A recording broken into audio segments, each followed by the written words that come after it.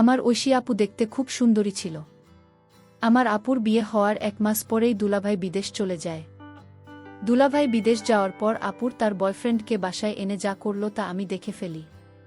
এই সুযোগটাকে কাজে লাগিয়ে আপুকে আমি যা বলতাম আপু তা করত। একদিন আপুকে হোটেলে নিয়ে যা করেছিলাম তা শুনলে আমি গ্যারান্টি দিয়ে বলতে পারি তোমাদের পানি চলে আসবে। তাহলে কথা না বাড়িয়ে আসল ঘটনাটি শুরু করি। আমার নাম শাওন, বয়স 18 বছর। আমার একমাত্র বড় বোন সুমাইয়া আফরিন ঐশী, বাড়ির সবাই ঐশী বলে ডাকে। তার বয়স 20 বছর। কিছুদিন আগে ঐশী আপুর বিয়ে হয়েছে। দুলাভাই বিদেশে থাকে। বিয়ে করার জন্য 1 মাস আগে দেশে এসেছে। ঐশী আপুকে দেখে তার পছন্দ হয়েছে, তাই দেরি না করে তাড়াতাড়ি বিয়ে করেছে। আমাদের অর্থনৈতিক অবস্থা খুব বেশি ভালো না। বাবা একটা ছোট কোম্পানিতে চাকরি করেন। ঢাকা শহরে থাকা খাওয়ার খরচ সামলানো কঠিন। তাই দুলাভাই এর মতো একটা ভালো ছেলেকে পেয়ে বাবা আর মা কোনো দেরি করতে চায়নি। ওসি আবু বিয়েতে খুব খুশি ছিল। কিন্তু দেখতে দেখতে 2 মাস পার হয়ে গেল, আর দুলাভাইয়ের বিদেশ যাওয়ার সময় হয়ে গেল। বিয়ের 2 মাসের মধ্যেই স্বামী বিদেশে চলে যাবে। তাই ঐশী আপু ভীষণভাবে ভেঙে পড়ল।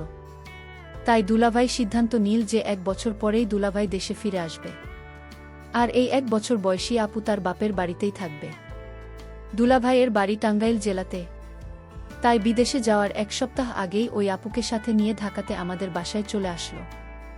ওসি আবু আর দুলাভাই আসাতে মা বাবা আমরা সবাই খুব খুশি হলাম। দুলাভাই আরও বেশি। আপুর সাথে আমি খুব আনন্দের সাথে সময় কাটাতে লাগলাম। দুলাভাইয়ের বিদেশে যাওয়ার দিন চলে আসলো। দুলাভাই যেদিন বিদেশে যাবে তার আগের রাতে আমার ঘুম ভেঙে গেল।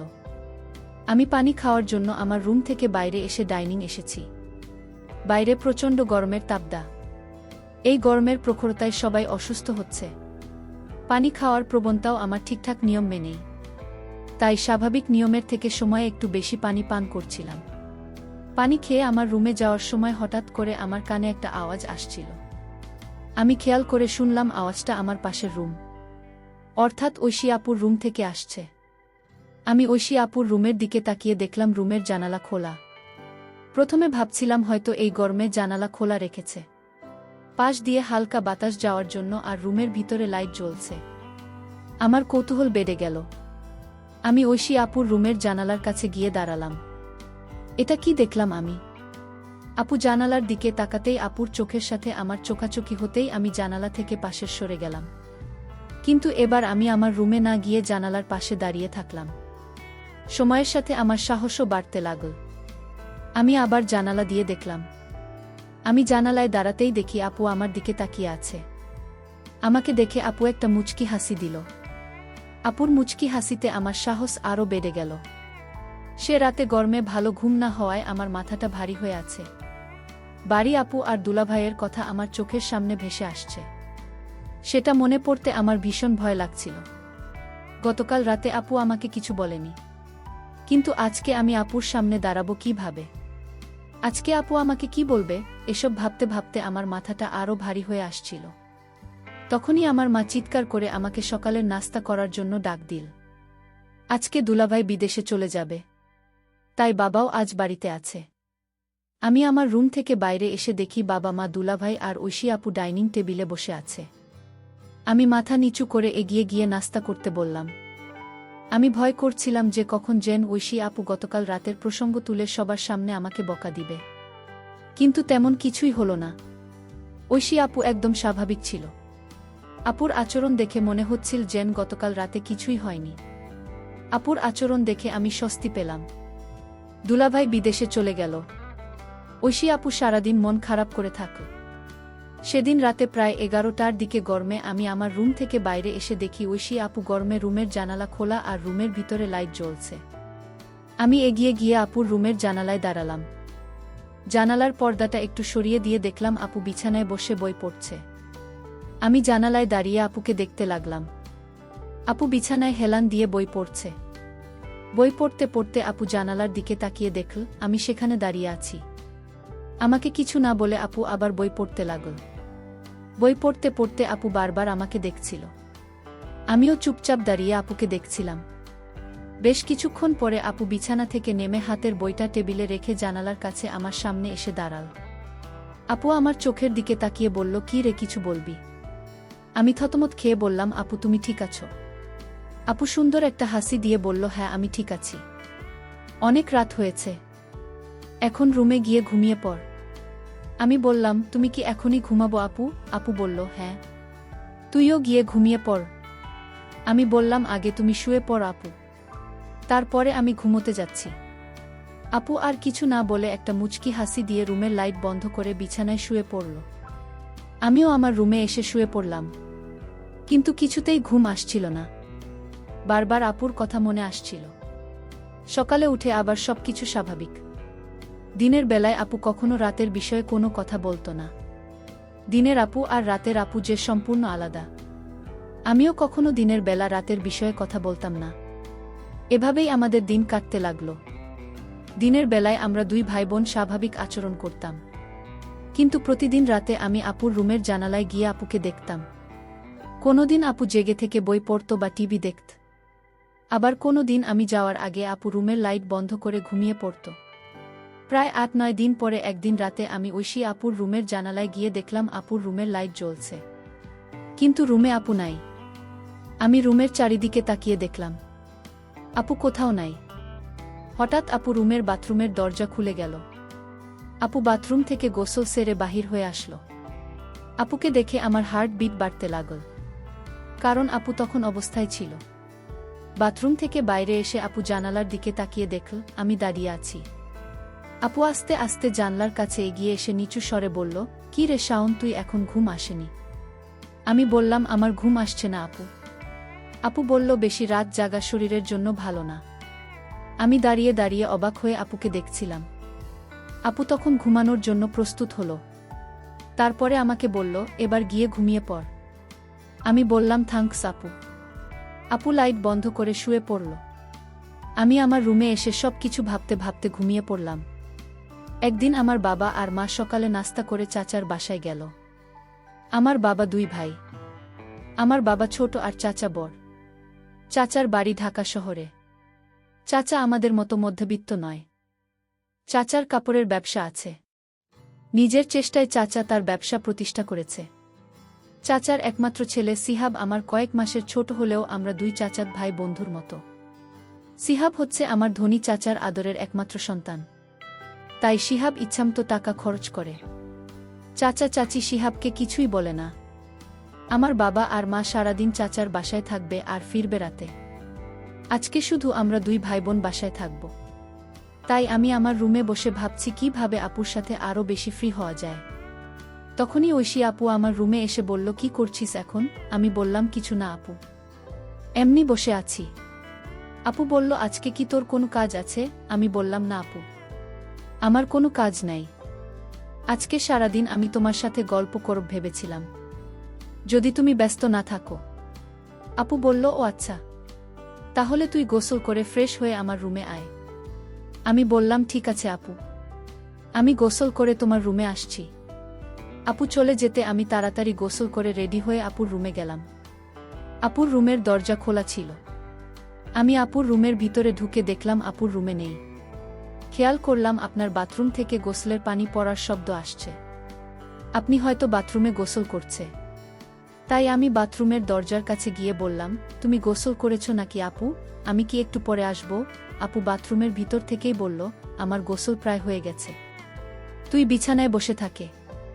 আমি আপুর বিছানায় বসলাম। কিছুক্ষণ পরেই আপু বাথরুম থেকে মাথা মুছতে মুছতে বাহির হয়ে আসলো। আমি চোখ বড় বড় করে আপুকে দেখতে লাগলাম। মাথা মুছতে মুছতে আপু এসে আমার পাশে বসল। আপু আমাকে বলল, শাওন, ড্রেসিং টেবিলের উপর থেকে লোশনের বোতলটা নিয়ে আয় তো। আমি বিছানা থেকে নেমে ড্রেসিং টেবিলের উপর থেকে লোশনের বোতলটা নিয়েও সীতাপুর সামনে এসে দাঁড়ালাম। আপু আমার দিকে তাকাতেই আমি লোশনের বোতলটা আপুর দিকে এগিয়ে দিলাম।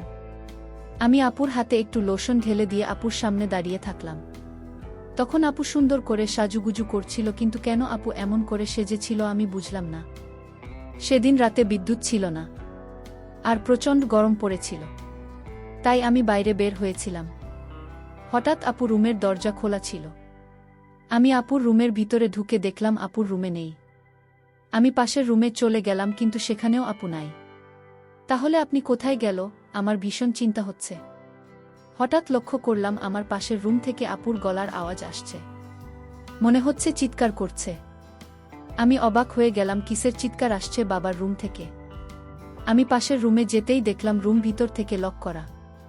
আমি জানালার পাশে গেলাম, গিয়ে দেখলাম সেখানে জানালাও লক করা। আমার মন চাচ্ছে জানালা ভেঙে ঘরে ঢুকে পড়ি। কি হচ্ছে রুমে? আমার বোন এমন চিৎকার করছে কেন?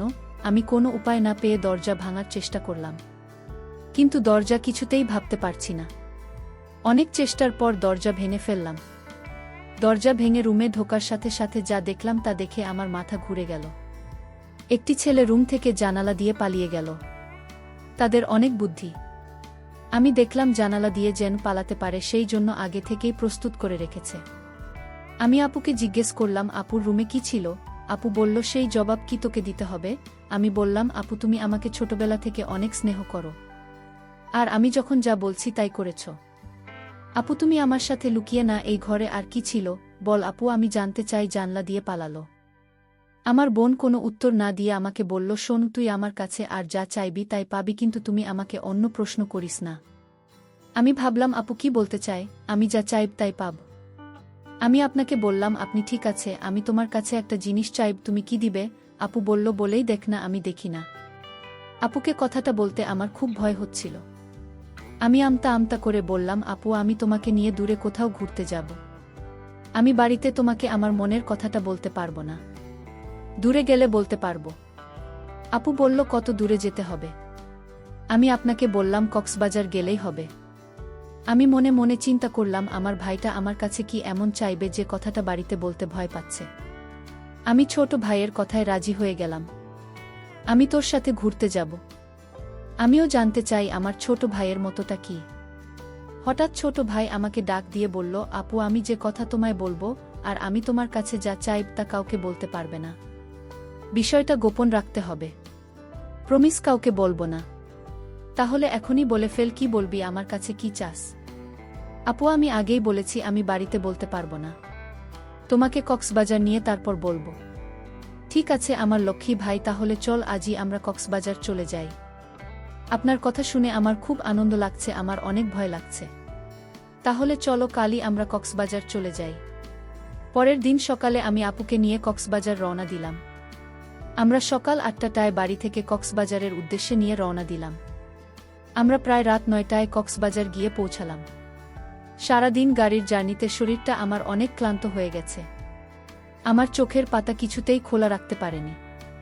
আমি ঘুমিয়ে পড়লাম। মানে আমার আপু ঘুমিয়ে গেল। আমি আপনাকে বললাম, আপু কিছু খাবে না?